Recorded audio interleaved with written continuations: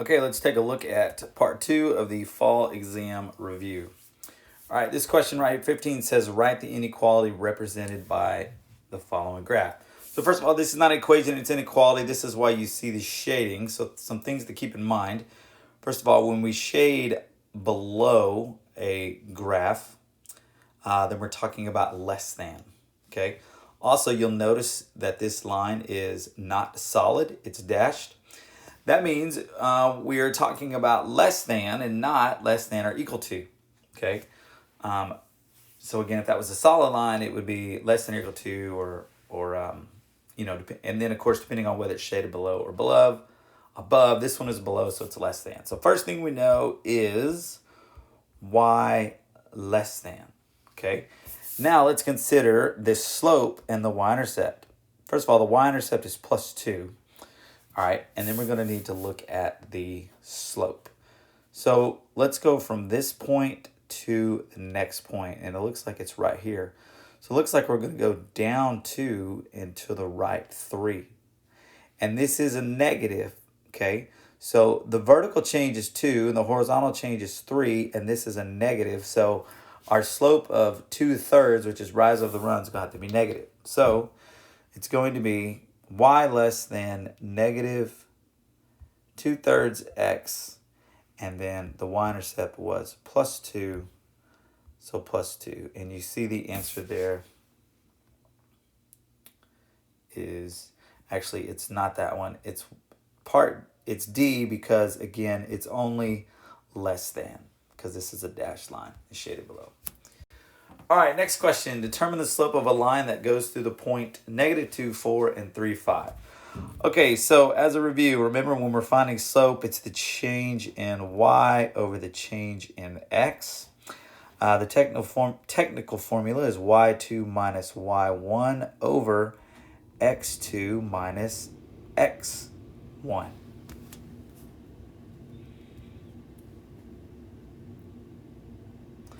Now, we could plug in these numbers.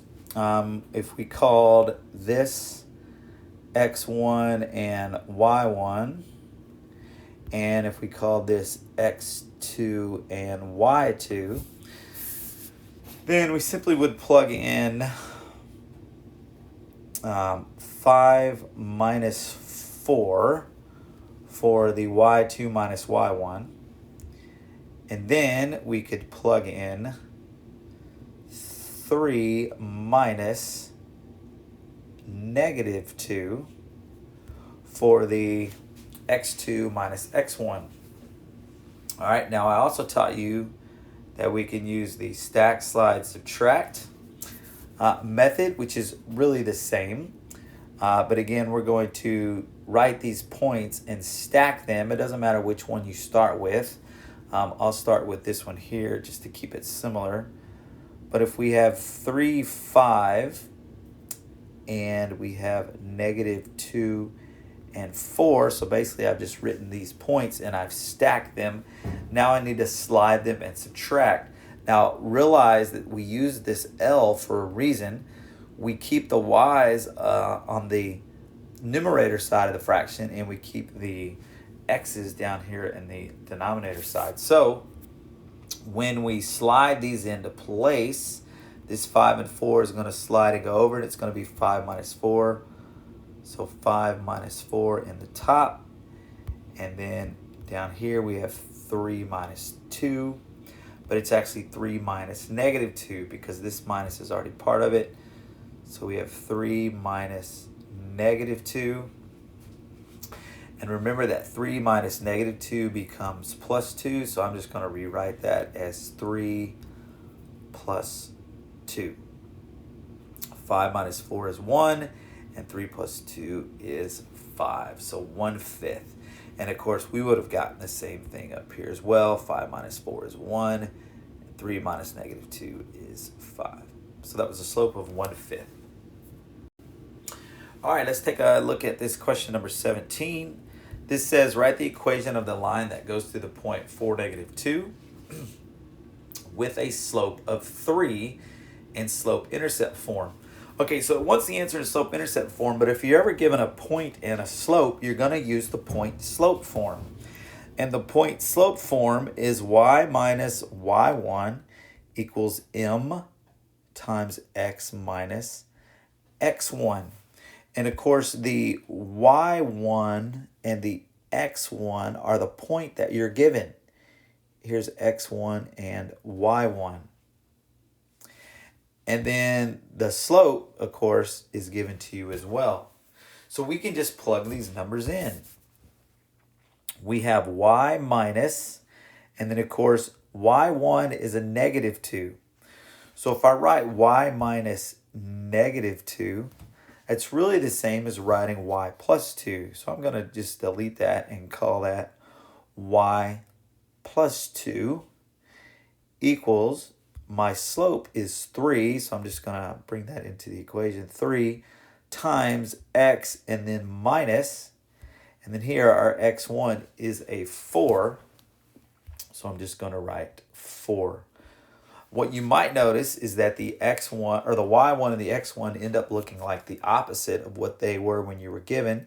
So the y1 was a minus 2, and down here it looks like we have plus 2, and the 4 looks like minus 4. Okay, so it's because we're subtracting those points.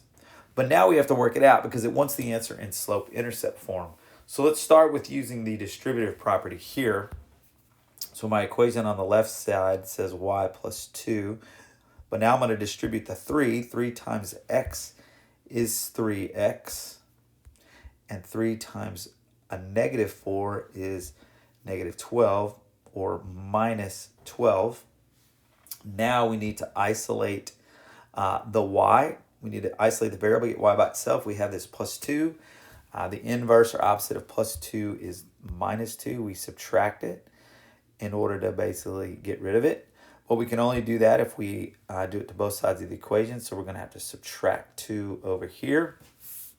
Again, be careful we're not subtracting 2 from the 3x, just from the like term, the negative 12. And a negative 12 minus 2 is actually negative 14. So our equation will be y equals 3x minus 14. Okay, be careful. It's real common to get negative 10 from like from negative 12 minus 2. These are both negatives and we're subtracting them, so it'll be negative 14. Okay, let's take a look at the last question for this review. Number 18, find the slope of the line x minus 2y equals 4. Okay, so x minus 2y equals 4 is actually in standard form. X minus 2y equals 4. This is in what we call standard form, so this is ax plus by equals c. All right, so with the a representing the number in front of the x value, or the coefficient of the x, and in this one it's a 1, and the b represents the coefficient with the y value. This one is a negative 2, and c just represents this constant out here by itself, which is going to end up being part of our y-intercept. But I've taught you a couple things, so let me just rewrite it and work this out. If we have x minus 2y, x minus 2y equals 4. Basically, we're trying to solve for the y here. So we want to get, we're going to start by trying to get the y by itself. Over here, we have this 1x. Well, we can remove the 1x by subtracting the 1x from the left side. I'm going to subtract 1x from the left side. Now, this does not say 4 minus 1. These are separate terms, okay? What we would end up with is on the left side, we have a negative 2y because basically these just canceled each other out. We have negative 2y equals, and then I'm going to write actually negative x and then plus 4 to put it in slope-intercept form. All right, in an effort to find the slope. But again, this was a positive 4, so we just put plus 4. But now, in order to find the slope, we need it in y equals mx plus b form. So this y, which is being multiplied by negative 2, we're going to do the inverse of the opposite and divide by negative 2, because negative 2 divided by negative 2 is 1. So now our equation says 1y equals, which is what we're trying to do. But if you divide one side of an equation, you have to divide all sides or everything in the equation by that same thing. So we're going to divide everything by negative 2. And we're actually going to end up with an equation that says y equals, and then here we have a negative 1 over negative 2, which ends up being positive. So we have a 1/2 x, and then 4 divided by negative 2 is negative 2. So that's our equation, and our slope is the 1/2 x, okay? Now, I did also explain to you guys that the shortcut, I guess, for finding the slope from the standard form is to take the negative or the opposite of a over the b. Well, in this situation, the a was a 1, and the opposite of 1 is negative 1. So we have a negative 1 over, and the b is negative 2. So over negative 2, and that does equal positive 1/2. And again, that was our slope, 1/2. All right, that concludes the review for the fall exam.